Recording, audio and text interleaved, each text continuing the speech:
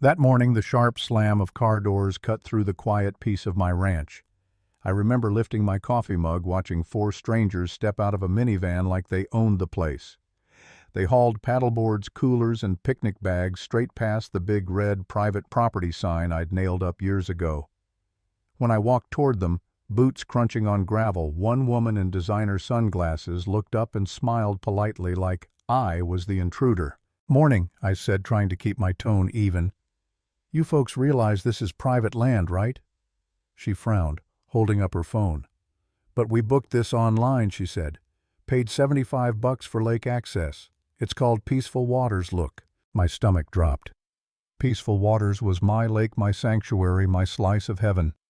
I'd spent 15 years keeping it clean, quiet, protected. So how the hell was it showing up as some weekend rental spot? She scrolled and showed me the page photos of my lake taken from the roadside, a logo that said Riverside Estates, HOA Community Access. And that's when I saw it at the bottom of the page in bold letters, "Contact Patricia Hartwell." Of course. Patricia, the new HOA president, or as everyone called her behind her back, Karen with a capital K.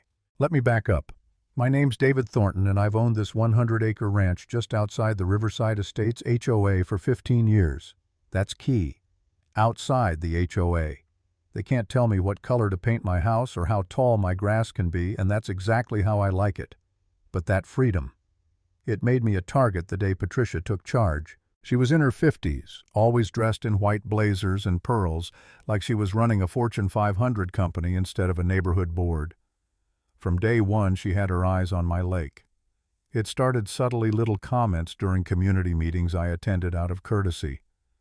"Wouldn't it be wonderful if we could expand our amenities?" she'd say, staring right at me. "Imagine if that beautiful lake could be enjoyed by everyone."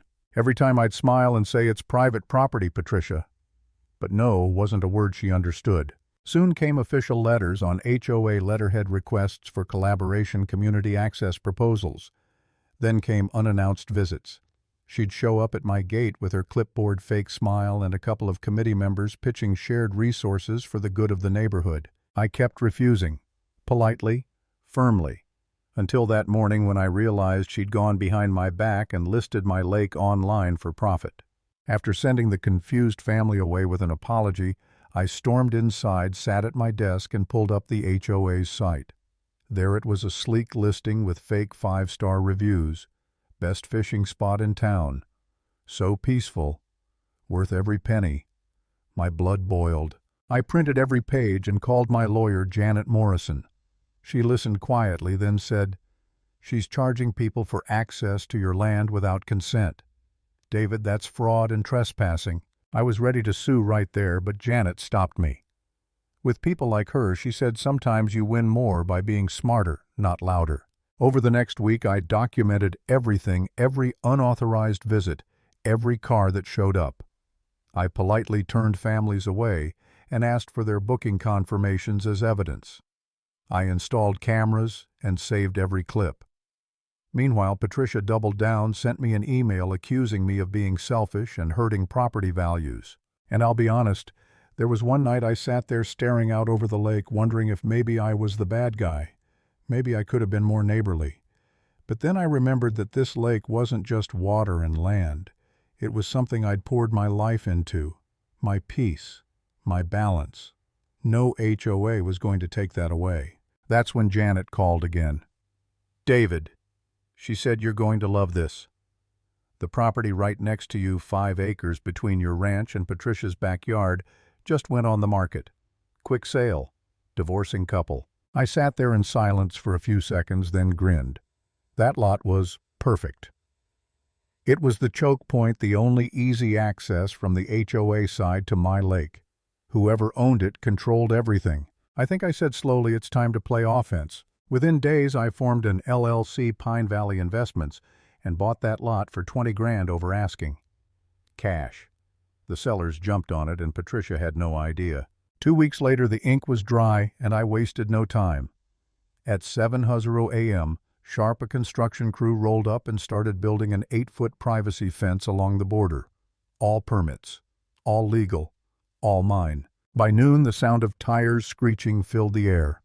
A silver SUV stopped hard at the fence line, and out came Patricia, furious, shaking, storming toward the workers like a hurricane in yoga pants. "What is the meaning of this?" she barked. "You can't put a fence here. This blocks community access." The foreman, Roberto, didn't even flinch.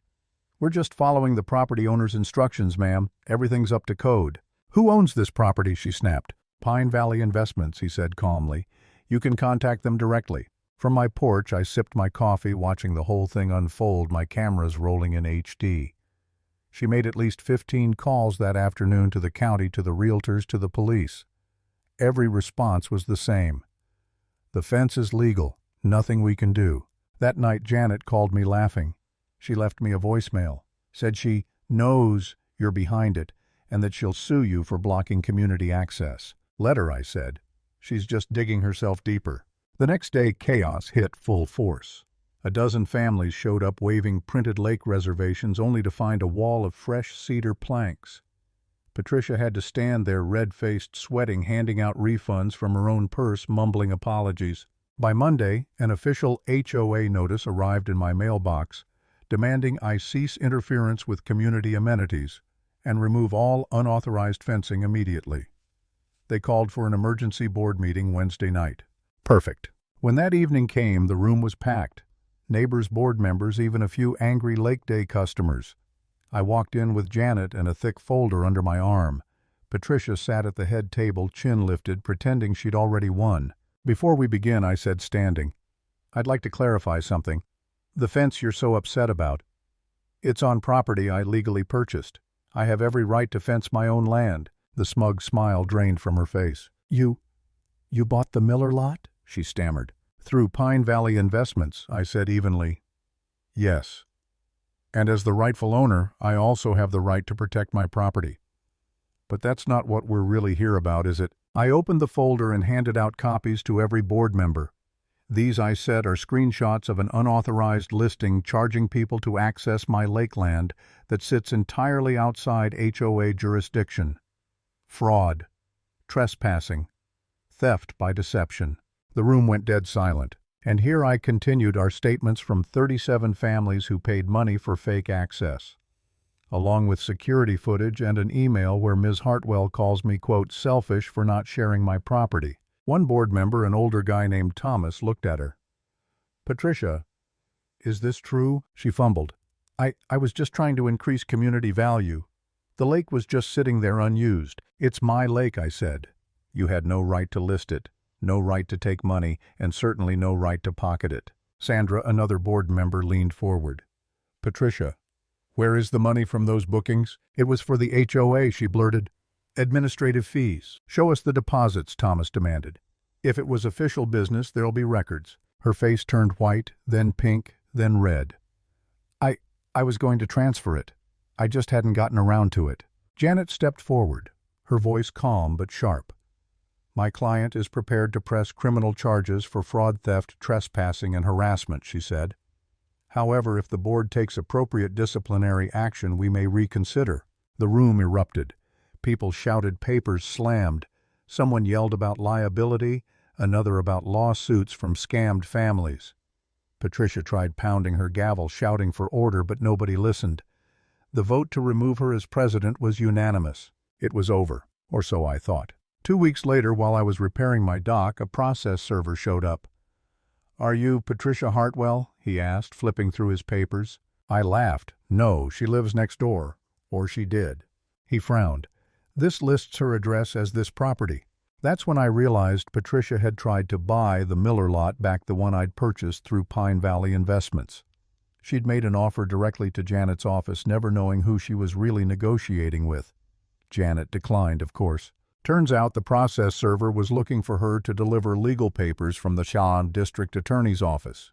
17 counts of fraud and theft by deception. A few months later, word spread that she'd pleaded guilty to reduced charges, 2 years probation, 500 hours of community service, and $23,000 in restitution.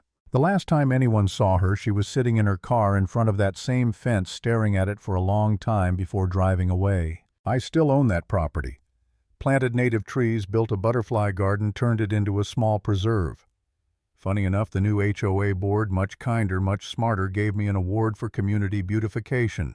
Now every time I walk past that tall wooden fence, the one that started it all, I glance up at the metal sign hanging there.